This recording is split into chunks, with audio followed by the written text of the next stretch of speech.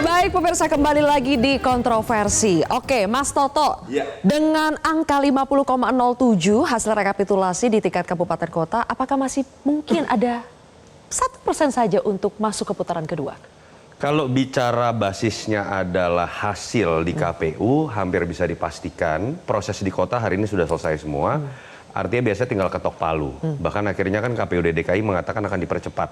Batas akhir 16 Desember menjadi 7 sampai 9 Desember karena memang tinggal ketok palu. Biasanya tidak ada perubahan lagi. Tetapi kalau ditanya celahnya ada atau tidak secara sistem, masih ada MK yang kita tahu walaupun tidak mudah ya. Sekarang tuntutan buat teman-teman yang menggugat ini akan harus lebih siap. Kenapa? Ini pertama kalinya MK akan memutus ada 545 kepala daerah. Ada klausul juga yang kita tahu mengatakan bahwa ada threshold. Misalnya kalau untuk Jakarta itu 6 sampai 12 juta masuk di range 6 sampai 12 juta harusnya di bawah 1%.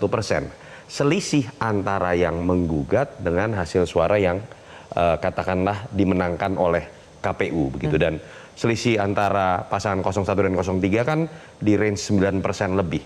Walaupun mungkin yang akan coba dibuktikan bukan mengenai apakah selisih suara saya sebenarnya menang, tetapi ada hal-hal yang mungkin diharapkan bisa dibuktikan suaranya pasangan 03 di bawah 50%, mengurangi sehingga suaranya kemudian Prabowo terbuka untuk terjadinya 2 putaran. Tapi mungkin sedikit catatan ya buat Bang Hasbi sama Bang Mardhani, sampai sekarang saya melihat narasinya masih berkutat pada satu variabel saja, variabel C6. Surat undangan yang tidak dibagi merata, dan sepengalaman saya mengikuti banyak sekali proses pilkada, gugatan pilkada, C6 itu hal yang selalu terjadi dan bukan variabel kuat, apalagi kalau dikaitkan dengan variabel TSM atau terstruktur sistematis masif. Jadi ya moga-moga memang ada dasar yang lebih kuat dibandingkan narasi yang kita dengar hanya terkait dengan surat undangan. Kok moga-moga sih? Oh ya salah ya. Oke. Moga-moga kalau ingin menggugat gitu. Variabelnya tidak boleh soal C6 saja. Oke. Sekarang Bang Hasbi, ada satu pernyataan yang fenomenal yang keluar dari wakil ketua umum Anda, Bang Jazilul, Gus Jazilul, soal ini persoalan karena kandidatnya tidak laku dijual. Itu merujuk pada Ridho, ya kan? Benar karena Ridhonya tidak laku dijual di Jakarta. Begini Mbak Silvi, pemilu itu pilkada seluruh Indonesia di 38 provinsi, 500 lebih kabupaten kota. Jangan semuanya itu dianggap ke Jakarta. Ini Gus Jazil itu bicara seperti itu menurut saya cambuk buat DPW-DPW. Kalau memilih calon, jangan calon yang nggak laku. Jangan semuanya dibuang ke Jakarta. Itu cambuk. Cambuk buat Bang Hasbi dong cambuk DPW. Buat saya, ketua DPW di Jawa Barat, mungkin yang di Jawa Tengah. Bukan untuk Ridwan Kamil. Ini kan semua dianggap ke Jakarta, muaranya ke Jakarta. Seakan-akan Indonesia kecil, ini Indonesia hanya Jakarta. Enggak, itu wilayah-wilayah lain. Jadi maksudnya bukan hanya berbicara untuk Ridho? Bukan hanya Ridho salah satunya? Ya, kalau termasuk se-Indonesia. Se-Indonesia. Saya bantuin, beliau usulannya Anies kok di awal. Pilkada sosok calon itu sangat menentukan juga. Kalau yang dijual tidak laku, mau apa? Ini ekspresi yang sudah pasrah ya, Bang Hasbi, kalau pernyataannya sudah begini.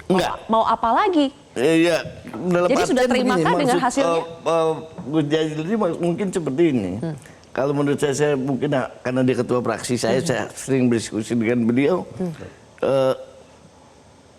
Faktor kemenangan pilkada itu bukan hanya partai. Faktor calon sangat menentukan.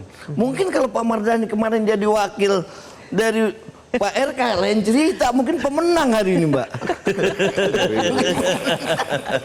Atau saya jadi gubernurnya Pak Mardhani jadi wakil, mungkin kita mengalahkan Pak Pram hari ini di putaran pertama. Itu sudah diusulkan oleh PKB sebetulnya. Istilahnya mungkin seperti itu. Iya kan? Gimana tuh Bang Mardhani, apakah betul ada kesalahan pemilihan orang, sosoknya, Atau emang karena seperti kata Bang Mardi bilang sudah habis logistiknya pada saat Pilpres dengan Pileg? Yang pertama tentu Pileg beda sama Pilkada. Pilkada lebih dekat dengan Pilpres, atau nanti lebih bisa diluruskan. Arti figur. Yang kedua, saya melihatnya tidak bisa di ruang vakum ya. Kang Emil paling baik ya di Jawa Barat. Bahasa sederhana merem juga menang. Tapi karena ternyata beliau diplot masuk ke sini, timbullah beragam hal. Saya berapa kali bareng Kang Emil dan saya mengakui kapasitasnya, leadershipnya, manajemennya, kerendah hatiannya. Ya. Tetapi memang Jawa Barat ke Jakarta kayak Jackmania sama Viking gitu loh. Ya ada semacam. Jadi buat saya ketika Kang Emil ke sini beda sama Mas Pram. Mas Pram netral. Kang Emil udah -1. Ketika Mas Anies masuk -2 gitu loh, bantuin Pram. Jadi memang ini pertarungan yang tidak mudah. Kami bersyukur mudah-mudahan 2 putaran, kalau 2 putaran menang. Kita yang menang. Oke, tadi disebutkan bahwa dari start awalnya saja antara Ridwan Kamil dengan Pramono Anung sudah beda katanya Mas Toto. Tapi bukankah Mas Pramono Anung juga startnya tidak bagus juga dari elektabilitas berapa? 0,1%. Kalau tadi faktor yang kira-kira untuk berpotensi mengurangi atau kekalahan Ridho itu sudah dijelaskan. Kalau faktor yang bisa sampai mengerek elektabilitas Pramono sampai sebegitunya 50,07 itu apa saja Mas Toto? Poin paling menarik gini, dari yang enteng dulu ya Sylvia ya. 3 kali terakhir pilkada, 3 kali pilkada dilakukan di Jakarta dari 2012, 2017 dan 2024. Itu ada 2 mitos yang selalu terjadi.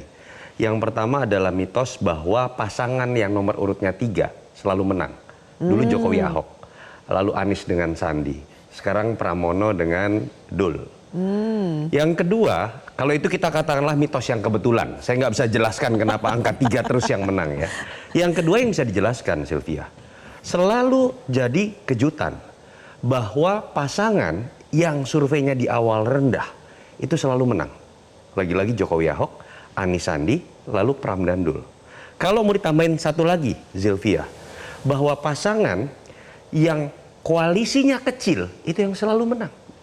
Dari Jokowi Ahok, Anies Sandi, sampai Pram dan Dul. 2 poin terakhir itu menjelaskan suatu, Sylvia, bahwa dalam pilkada di Jakarta, dalam konteks pencalonan, tadi sedikit banyak sudah dijelaskan Bang Hasbi sama Bang Mardani, itu nggak bisa kemudian ada pihak-pihak atau partai yang kemudian merasa lebih tahu siapa yang disukai oleh masyarakat Jakarta. Lalu kemudian dibuatlah skenario, bahkan sempat ada skenario lawan kota kosong atau lawan calon independen. Karena ada kecenderungan masyarakat Jakarta menjadi antitesa dari sesuatu yang kesannya sudah diskenariokan atau ada dalam proses black box di antara elit saja. Itu terjadi dalam 3 pilkada terakhir. Jadi menurut saya ini catatan saja tersendiri ya, bukan hanya dalam konteks Jakarta, dalam daerah-daerah lain. Sedikit banyak kan saya mendengar Bang Hasbi dan Bang Mardani tadi agak curhat sebenarnya gitu kan. dengan ungkapan kalau Anies, kalau Mardani dan lain-lain gitu ya. Ada kalimat diplot begitu. Dan itu yang menyebabkan pencalonan Kang Emil menjadi anti klimaks. Ketika awalnya sudah dinyatakan hampir pasti menang melawan Dharma Kun atau kota kosong hampir pasti menang, tiba-tiba keputusan MK menjadi anti klimaks. Sementara pasangan Pram dan Dul akhirnya kalau dibaca di media monitoring itu menjadi pusat perhatian karena sangat mengejutkan. Yang kedua, Sylvia, menurut saya ada hal yang secara berbanding terbalik terjadi. Kang Emil, saya berikan kritik langsung juga. Kang Emil ini malah energinya kok tidak seperti ketika dia maju di wali kota. Yang dulu tidak dianggap kuda hitam, lalu hadir turun ke masyarakat. Sekarang kok lebih sibuk gelendotan, menunjukkan dia dekat dengan Jokowi. Dia dekat dengan Prabowo. Ada 12 partai di belakang saya. Balik ke formula tadi lagi, Jakarta nggak suka yang seperti itu. Pram dan Dul, terutama Mas Pramono Anung, itu mencoba melepaskan image-nya hanya sekedar merah dengan memilih ketua tim ses yang bukan orang partai, dengan memilih warna yang bukan merah tapi oranye, Dan itu kan yang menyebabkan kalau saya lihat dalam beberapa dialog ya, tim sesnya 01 agak gregetan nih. Kenapa sih orang lupa bahwa di belakangnya yang namanya Pram Dandul ada Megawati, makanya dipasangin stiker-stiker. Yang pasangin malah tim sesnya Ridho. Ada wajahnya Ibu Mega mengingatkan bahwa ini petugas partai. Nah, Mas Pram berhasil melakukan kondisi yang sebaliknya dilakukan oleh Kang Emil yang menurut saya adalah blunder. Mas Pram ingin menunjukkan bahwa dia tidak sekedar merah, dia ingin merangkul kekuatan lain, relawan, Jackmania, bahkan sesuatu yang kita anggap dua kekuatan besar paling terbelah dalam pilkada sebelum, itu berhasil disatukan yang bernama Ahokers dengan Anak Abah. Saya pikir poinnya di situ. Nanti kita akan bahas soal itu ya, menyatukan Ahokers dengan Anak Abah versus di situ kita tahu ada PKS yang sebetulnya partai yang militansinya luar biasa dan menjadi pemenang di DKI Jakarta.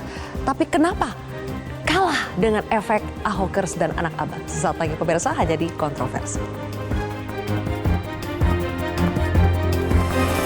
Jelajahi cara baru mendapatkan informasi. Download Metro TV Extend sekarang.